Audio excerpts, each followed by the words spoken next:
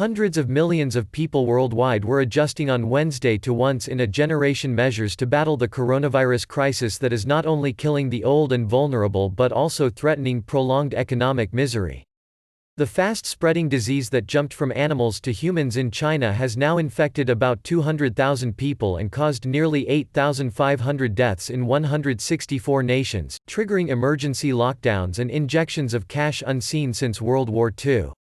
"We have never lived through anything like this," Spain's Prime Minister Pedro Sánchez told a parliament chamber nearly empty with more than 90% of lawmakers staying away and a masked and gloved cleaner wiping handrails between speeches.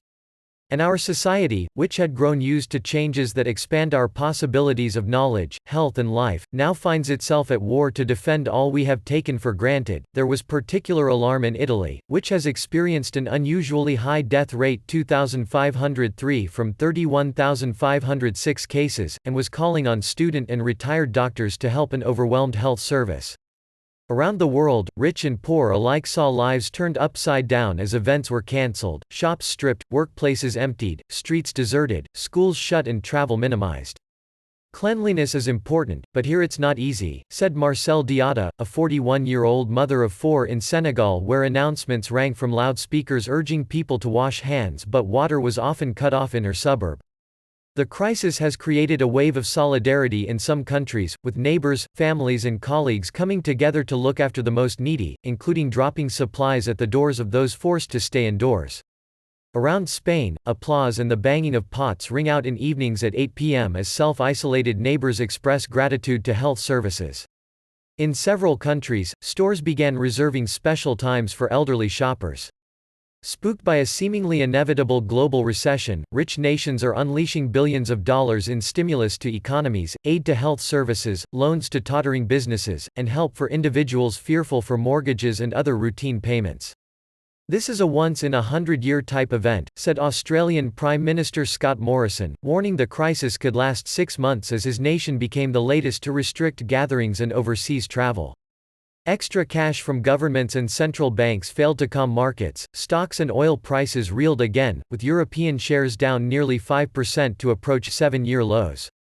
Taking their cue from the waning of the coronavirus in China, where it emerged at the end of last year, optimists predict a bounce back once the epidemic also passes its peak elsewhere, hoped to be within months.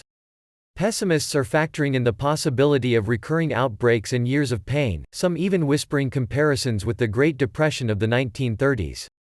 On the ground, millions of workers fear for their jobs.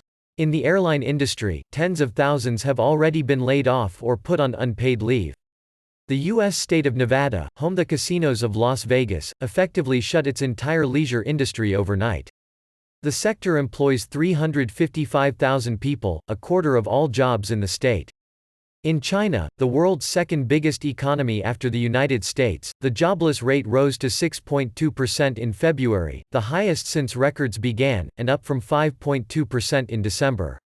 The majority of Chinese businesses and factories, apart from the epicenter in Hubei province, have reopened, but it is unclear how many workers and staff have actually returned.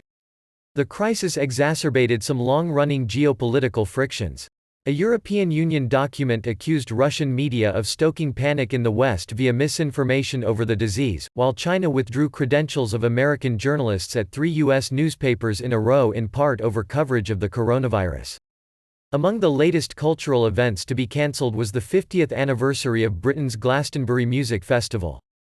With most major sports events now cancelled, the International Olympic Committee (IOC) was under increasing pressure to reconsider the Summer Games in Japan.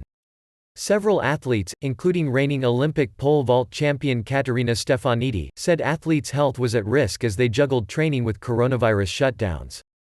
"We all want Tokyo to happen, but what is the plan B if it does not happen?" Stefanidi told Reuters. Interactive graphic tracking global spread of coronavirus. Here.